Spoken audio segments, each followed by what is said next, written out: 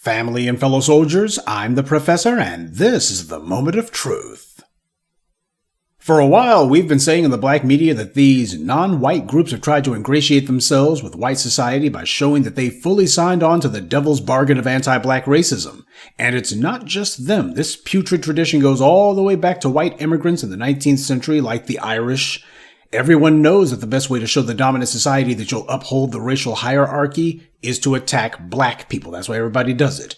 We have done nothing to any of these other groups, and yet they attack us with psychopathic racism. They have no significant contact with black people. They depended on black people to get into the U.S. In many cases, black people are patronizing their businesses, which is where they get the money that they bootstrap themselves with, and yet they spend all their time attacking us. They think that if they just say, "I hate black people" loudly enough and long enough, then the dominant society will be fooled. But as the black grassroots have always said, white society is not fooled. Bashing black people and joining in to make excuses for the murders of black people isn't going to make the dominant society forget that these other groups aren't white. They'll pat them on the head and pretend to play along, but white power loves a cruel prank, especially one that takes a long time to pay off, because they just wait to see the look on the mark's face when they finally pull the rug out from under them. And that brings us to the dummy Dinesh D'Souza. The problem here goes far deeper than just immigrants willing to stoop to any low to get in good with established white power. The main problem is that most of these groups were already practicing virulent and violent anti-black racism in their home countries before they came to the U.S. So as far as they were concerned, this was a smooth transition to the anti-black racism here. And this goes double for places like India. Their so-called caste system is actually a racial hierarchy. Who do you think the Dalits are? Or are we supposed to believe that the lowest caste, being comprised almost entirely of the darkest skinned people in the society, is some sort of coincidence?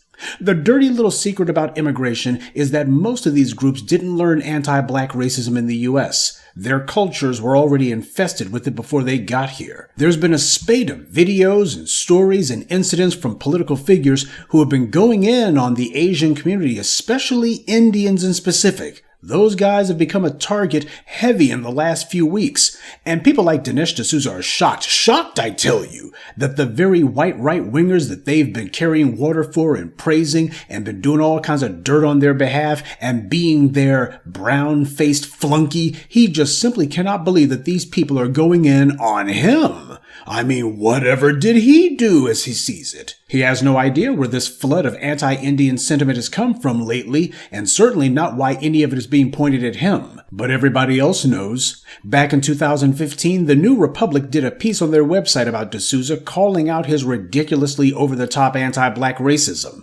Their piece points out how other Indians have indulged in anti-black racism for fun and profit, such as South Carolina Governor Nikki Haley, whose advancement includes suppressing public references to her Sikh heritage and being presented by her campaign as a proud Christian woman. The careers of Dinesh D'Souza, Jindal, and Haley carry an implicit message. Racial minorities can advance in the GOP by erasing their ethnic identity and/or attacking other minorities. Now, this piece, written by an Indian writer, did have a lot right, but let's be clear about one thing. People like Jindal, Haley, and D'Souza, they don't climb the ladder by erasing their ethnic identity. They do it by being unabashed, full-time anti-black zealots, specifically against foundational black Americans. The New Republic's piece went on to write, D'Souza's racism makes sense if we view it as part of his long effort to succeed in a right-wing milieu that is both anti-Indian and anti-black. As an Indian willing to voice anti-black sentiment, D'Souza has carved out a lucrative niche for himself, enjoying a national audience from the time he was an undergraduate. They also pointed out in 2015 what many immigrants are angry about foundational black Americans saying today.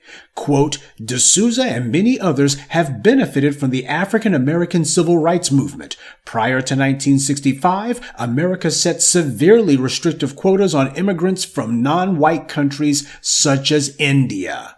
The creation of a more generous and less racist immigration policy came about as a direct result of civil rights agitation. And that's particularly relevant to D'Souza because he only got to the United States in the 1970s. So he has about as much in common with us as the likes of Kamala Harris. This article by the New Republic was published 10 years ago, and they boldly told the truth about who really made it possible for all of these immigrants to get into the U.S., and it was foundational Black Americans specifically. And yet we didn't see Asian immigrants' heads exploding at the mention of this truth back then.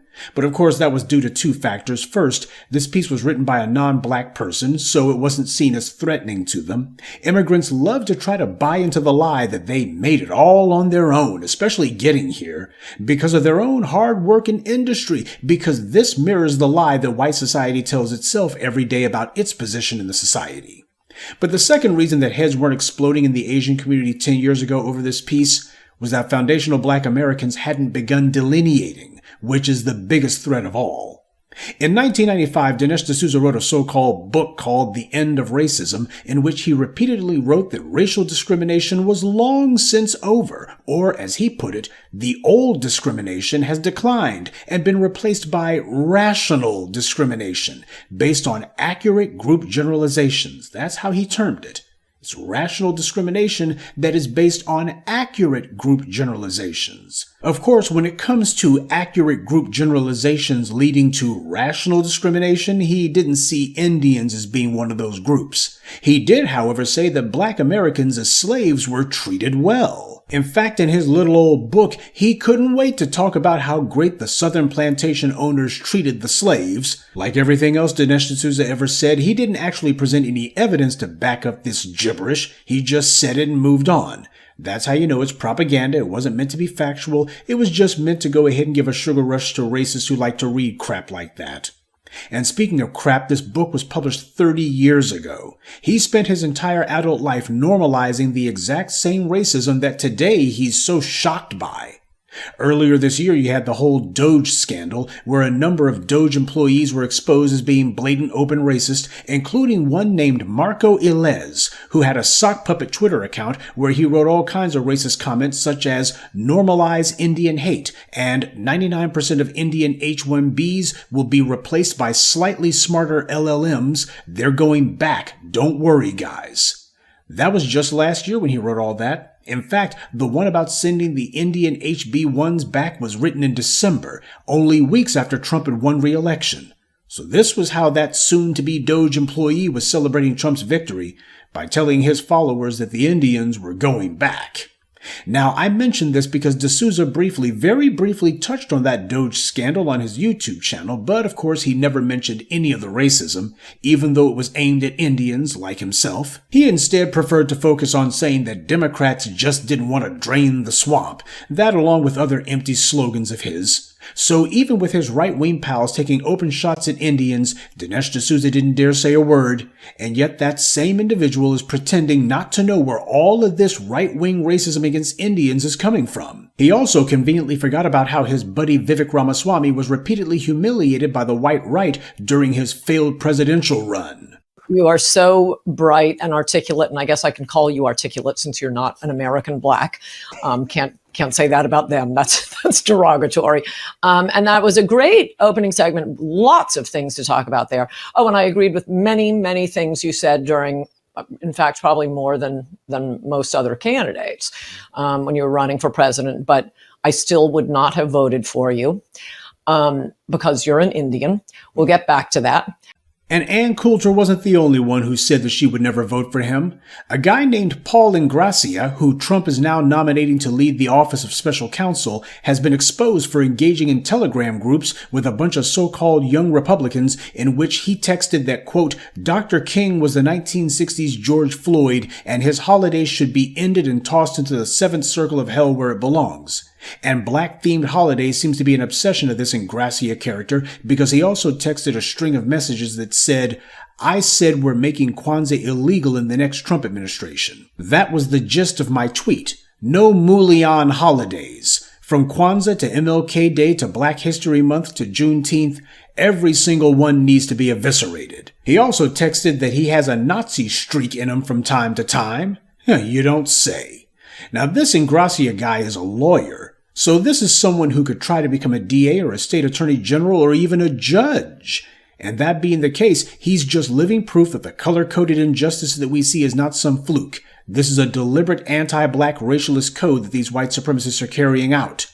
Also, this guy is of Italian descent, but he thinks he's been grandfather claused into whiteness, so this is how he acts. But then again, we also know that there's a long-standing tradition of anti-black racism in Italy. That is because black people, in addition to bringing culture with the Moors, also gave those Italians a healthier skin color too. Otherwise, they would have all died from sunburn just like the ones who live in northern Italy. But this Ingrassia guy also has some choice words about Vivek Ramaswamy too, saying, quote, "Never trust a Chinaman or Indian. Never." He put the never in all caps. That's what he wrote when he talked about Vivek Ramaswamy. Vivek was asked about this, but of course he declined to comment. He handled that about as well as Dinesh D'Souza handled the DOGE racism scandal. Just pretend like it didn't happen. And speaking of Republicans who don't like Vivek, this year he's announced that he wants to run for governor of Ohio. Now, when he ran for president, he did just like Dinesh and ran on a platform of anti-black racism. He wasn't dog whistling. He was full-on putting on a foghorn. He was just so sure that those racist whites in the GOP base would flock to him if he made it very clear that he hated black people. He thought that that would make them forget that he's not white, but it didn't. So this time around, when it comes to Ohio, he's instead trying a light water version of all that, but mostly he's trying to stick to the issues. Unfortunately for him, the only issue that those white MAGA voters in Ohio care about is getting rid of all of the brown-skinned immigrants, like him. Those voters in Ohio have spoken and they've said they don't care for him any more than Ann Coulter did. They've been carpet bombing his Twitter feed with messages saying they don't want him to be their governor. These are MAGA people sending him these messages. But the anti-Indian sentiment doesn't stop there. In Ron DeSantis' Florida, a Palm Bay City councilman has been using his Twitter account to demand the deportation of all Indians in the United States. This is important because people like Juju Chang were posting lies about the black community a few years back, saying that black people were responsible for Asian hate. Meanwhile, the people who were actually committing mass shootings at Asian businesses weren't mentioned. And what Juju Chang did was not harmless. What she was trying to do was to muddy the waters, to throw up a smokescreen that would give anti-black racists cover to say, well, all of these killings of black people, these black folks are no different than the racists they complain about, so you don't have to feel bad about killing them. That's the point that she was actually trying to prop up. Lying about black people in a shameless attempt to make us the face of Asian hate to justify killing black people, all she did was endanger Asians. And people like Juju Chang set the stage for the orgy of actual Asian hate coming from the white right now. But Juju Chang and her pals didn't care any more than Dinesh D'Souza or Vivek Ramaswamy. They spent so long sucking up to these racists, they don't have a plan B now that the racists are coming for them. So the white right has been telling Indians repeatedly they can't stand them and would never vote for them because they're Indians. And yet you got Indians who hate black people for no reason at all, and who are lined up to carry water for the white right and take their abuse with a smile. You know, denial is a hell of a drug. The Times of India also weighed in on Dinesh's sudden epiphany, writing, quote, "That's why D'Souza's sudden shock feels so tragic and so telling. He's discovering, belatedly, that ideological loyalty cannot buy cultural acceptance. The same ecosystem that made him a millionaire also nurtured the people now calling him a parasite. He asks, who legitimized this degradation? The answer, uncomfortably, includes him and every Indian American who mistook visibility for belonging. MAGA didn't just tolerate the Paul Ingrassiases of the world, it rewarded them. It turned racism into anti-globalist authenticity, made bigotry fashionable again, and sold it as rebellion against wokeism. D'Souza, with his decades of intellectual cover, helped build that permission structure. Now he's standing in its shadow.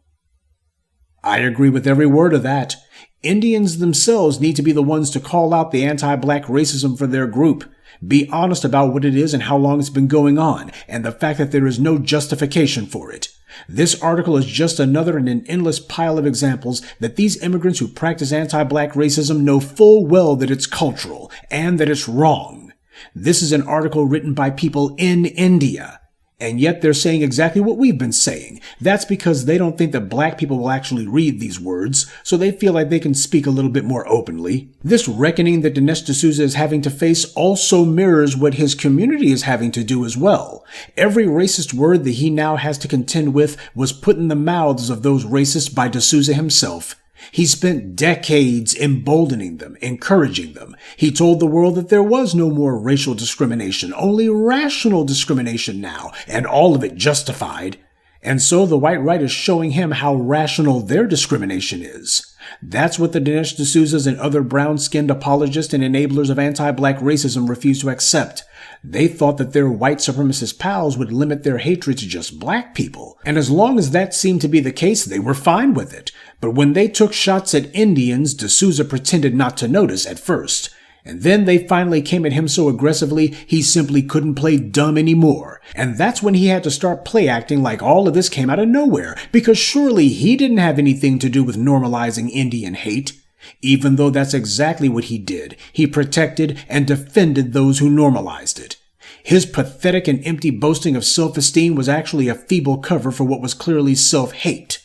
He rationalized racism and discrimination because he thought that only black people would have to put up with it. Well, it just goes to show you can take the Dinesh out of the gutter, but you can't take the gutter out of the Dinesh. Family, this is why the orange man getting reelected was a good thing. Dinesh was able to carry out his asinine delusion of being on team white supremacy through 2 Obama administrations and 1 Biden administration. He was able to continue grifting being a brown-skinned sock puppet for the white right. But as long as Democrats were in charge, his white buddies would play along. But now that they feel like they don't need him anymore, that they're solidly in charge, and that they finally got someone in the White House who's going to push their agenda aggressively enough, they're showing what they really always thought of him. The cruel prank is now paying off. You wouldn't get any of this with a Kamala Harris administration because the white right would still think that they needed the fully self-hating Indian to talk trash about the one-half self-hating Indian. The people who voted for Biden and told us to back the Democrats for nothing are in hiding at best and having to eat their words at worst. But the black media who told you that abstaining from voting meant that we would not be responsible for the outcome because we warned people what would happen, that still stands now more than ever.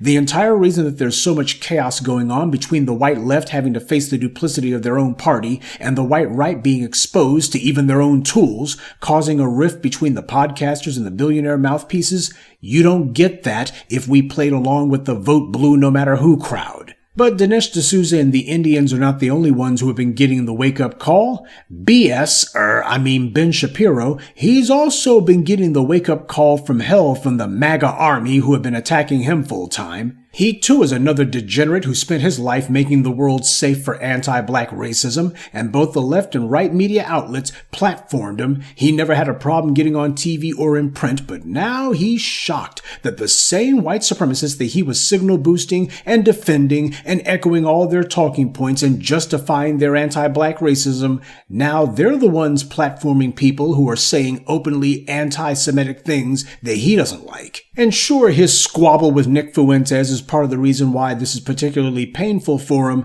but as he himself admitted, there's others beside Fuentes. This is part of a groundswell. The kind of talk Fuentes was doing about undue Jewish influence in America, that's exactly the kind of talk that Henry Ford used to do when he passed around his pamphlets about international Jewish conspiracies.